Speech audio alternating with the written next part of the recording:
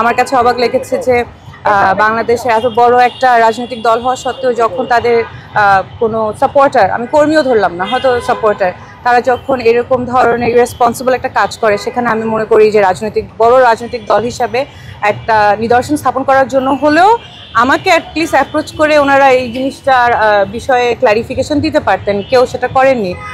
উল্টা আমি দেখেছি যে আমাকে বিভিন্নভাবে ওইটা রিশেয়ার রিপোস্ট করে করে আরও বেশি হ্যারাস করা হচ্ছে, এবং এই যে কন্টিনিউয়াসলি আমাকে হ্যারাস করা হচ্ছে, তার উপরে আমার ফিচার্স ইউজ করে, আমার ছবি দিয়ে এআইকে ইউজ করে এনেবল করে এরকম বিকৃত ছবি এবং ভালগার ছবি বানানো, এটার এগেনস্টে আমি আজকে আসলে মামলাটা দায়ের করি শাহবাগ থানার সাইবার সুরক্ষা আইনে।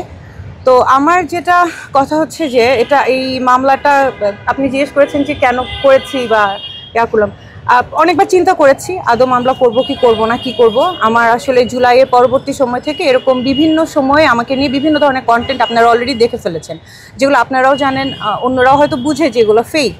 অ্যান্ড এটা বোঝা সত্ত্বেও আসলে আমি দেখেছি যে এগুলাকে বারবার জিইয়ে রাখা হয়, এবং আমি আমার প্রশাসনিক জায়গা থেকে বা আমি আমার একাডেমিক জায়গা থেকে কিছু বললে কিছু করলে সেটাকে তো আমি ওন করে বলি, আমি তো বলি যে আচ্ছা ঠিক আছে, এটা this is what is happening. আমি সত্যটা তুলে ধরলেই সেটা আসলে সত্য তো সত্য, এটা কারো এগেনস্টে যাবে, কারো ফরে যাবে, সেটা তো আমার দেখার বিষয় না, আমি তো কাজে আছি। তো এটাকে ইউজ করেই, যেখানে আমার কোনো রাজনৈতিক সংশ্লিষ্টতা নেই, আমি কোনো রাজনৈতিক দলের সাথেও না, আমি একটা সাধারণ শিক্ষক, সেখানে আমাকে সেই 1 বছর ধরে এগুলো কন্টিনিউয়াসলি চলেই যাচ্ছে, এটার কোনো আসলে প্রতিকারও আমি পাচ্ছি না, কোনো শেষও হচ্ছে না। মামলাটা একদম লাস্ট মোমেন্টে এসে আমার আসলে ধৈর্যে আমি মনে করলাম যে এটা তো শুধু আমার সাথে না, আমার সাথে দাঁড়িয়ে থাকা ঝুমা, সালমা, উমামা, মনসুরা, আমাদের madam Saima Ferdous madam, Lutfa madam, কে বাদ আছে? কোনো কেউই বাদ নাই আসলে।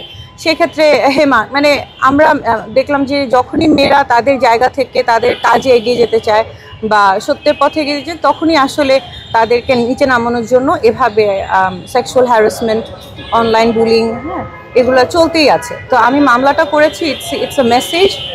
আমি তো বলেছি যে যারা অজ্ঞাতনামাও আছে, পরবর্তীতে যদি এগুলো কন্টিনিউ করে তারাও এই মামলার মধ্যে যেন চলে আসে। এই জিনিসটা আসলে আমরা আমরা ভয়ও পাওয়া উচিত না, যেটা আমি 1 বছর ধরে অ্যাভয়েড করে গিয়েছি যে হ্যাঁ ডাই ডাউন করে যাবে, সব কিছু মিটিগেট হয়ে যাবে, হয়তো একটা টাইমে যে এগুলো আর থাকবে না। আমি দেখেছি আসলে হয় না, ওরা আমাদেরকে উইক মনে করে এবং কন্টিনিউয়াসলি এটা করতে থাকে, হুইচ ইজ ওয়াই আমি মনে করেছি যে it is time to step up. আমি আসলে আমার জায়গা থেকে আমি মামলাটা করবো। আমার মিডিয়ার কাছে একটা রিকোয়েস্ট আছে, এটা আমার কাছে খুবই দুঃখজনক। আই থিঙ্ক আমি একলা না, আমার সাথে যত নারী শিক্ষার্থী আছে যারা পলিটিক্যালি অর সোশ্যালি অ্যাক্টিভিজম করে, তারা সবাই একই জিনিসের আসলে ভিকটিম হচ্ছে। সেটা হচ্ছে যে খুব বিকৃত ক্যাপশন দিয়ে ছোট ছোট ক্লিপস করে খুব ইরেলেভেন্ট জিনিসপত্র আপলোড করা হয়। এটা আসলে আমাদের জন্য খুবই আনকমফোর্টেবল এবং মানে এটা এক ধরনের হ্যারাসমেন্টও।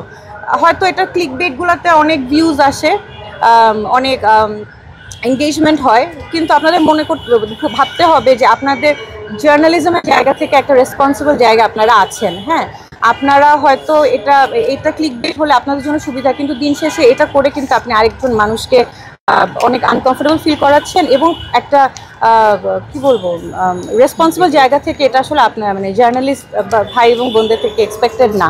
এটা দ্বারা আমরা সবাই খুবই দিন দিন আসলে আরও বেড়েই চলছে এমন ক্যাপশন, যে ক্যাপশনের আসলে কোনো মিনিং নাই, এমন ক্লিপস যেটা কোনো কন্টেন্ট নাই, হেঁটে যাচ্ছি, কথা বলছি, হাসছি, এগুলো তো কোনো ক্যাপশন হতে পারে না, বা এগুলো তো কোনো নিউজ কন্টেন্ট হতে পারে না। তো আপনারা যারা, আমি বলবো যে যারা জার্নালিজম কমিউনিটিতে আছেন, যারা রেসপন্সিবল, তারা প্লিজ এই জিনিসটা একটু চেক অ্যান্ড ব্যালেন্সের মধ্যে আনেন, কারণ আপনাদের উপরে আমাদের অনেক ভরসা।